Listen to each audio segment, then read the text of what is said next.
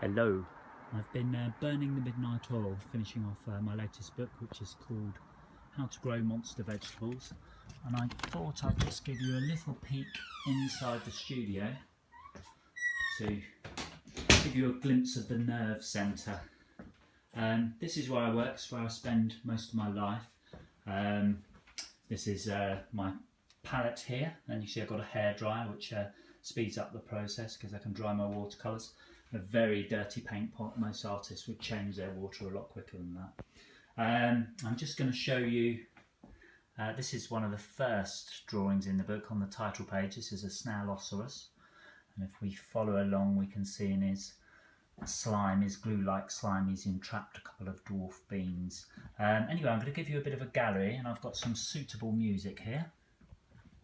People of a certain generation will know what this music is. Just add some light. This is the first spread of the book. This is a Grumpkin patch, and here we have the main characters, introducing the main characters. There's twin grandchildren and a grandfather, and the grandfather teaches the children how to grow monster vegetables. This is jobs around the garden. We've got a weeding,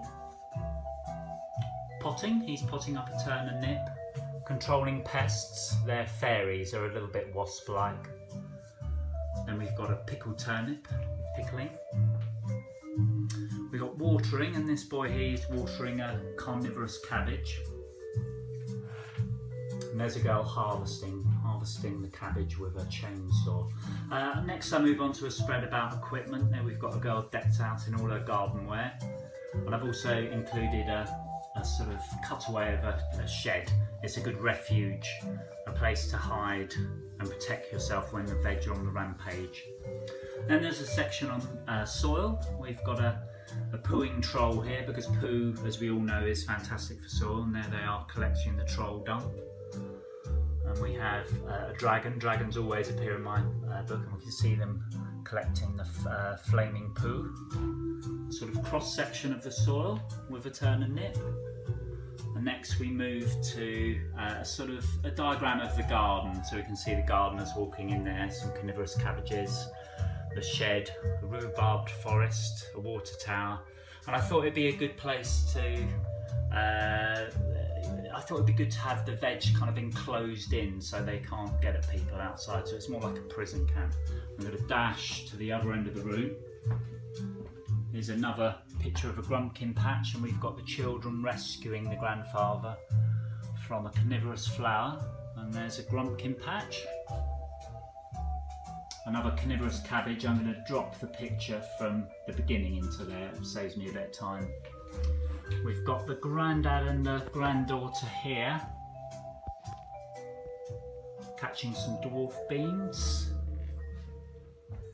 Another type of carnivorous cabbage. Then we've got the beat 'em up roots. Their favourite food is dwarf beans. If we move down, we have asparagus spears. You can tell all these veg are based on puns. They're fartichokes. You have to wear a gas mask to harvest fartichokes. This section is on pests.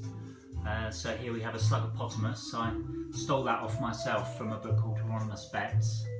And this is how you kill the Sluggapotamus. You put salt on it, and it gradually fizzles away until we just have a couple of eyeballs and a few teeth. This one I missed. This is the rhubarbed forest. You can see the girl climbing up there while the grandson and grandfather look on. Another section of pests. This is the life cycle of a fairy. Well, that's a squashed vegetable. Tussle sprouts. And there's a section on keeping dragons for free-range dragon eggs. So these are a couple of examples of domesticated dragons. And that's how you clip a dragon's wings, and a sort of diagram of the hutch. Carrying on with pests, we've got a little dragon hatching out of an egg there. These are honeydew fairies. They're a sort of domesticated fairy where you can get honey from. And the boy being chased along by the wasp-like fairies. And we end the book with a kind of veg show. So there's the characters taking their veg, and the girl has a dragon off to the show, and the boy wins a golden grumpkin. The girl wins a golden egg in the free-range dragon category, and the grandfather, he wins third prize in the OAP section of pickling. So that's the kind of end of the book. I lied slightly, and I do have one more picture to do, and that's the cover. This is a rough for the cover, so I decided I would have a sort of the grumpkins on the cover, because I thought, you know, sort of pumpkins, or grumpkins in this case, are associated with Halloween, so I thought that might make a good cover. You can see it's all very much in rough form. I've got to get approval from the publisher before I go ahead. And that is the end.